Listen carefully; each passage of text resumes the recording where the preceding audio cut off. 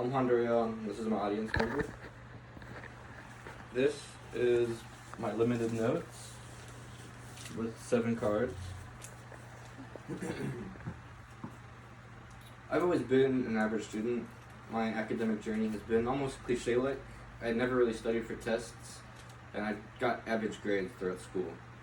The exception for this would be math. I've always loved math, and math will always have a special place in my heart. My most memorable times were when I would solve a math problem and I would get a little dopamine, a little piece of joy after solving a very difficult problem. My love for math was never about being the smartest in the class or getting the best grades. It was about solving an impossible problem, or solving a problem that seemed impossible just minutes ago. My early childhood, my early math academic journey was very simple. It started out where most math academic journeys start out, with addition and subtraction.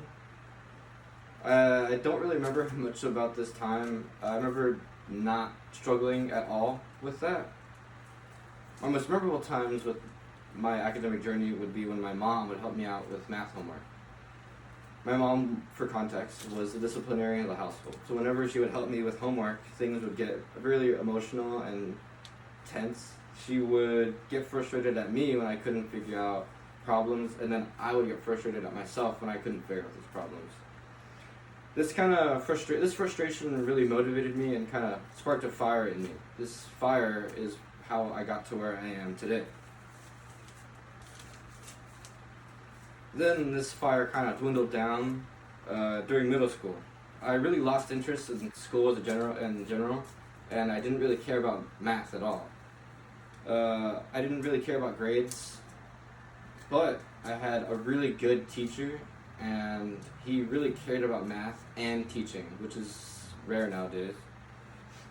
And when I look back, I realized that I was a fool for this missed opportunity. I could have learned so much more if I was really passionate about math back in middle school.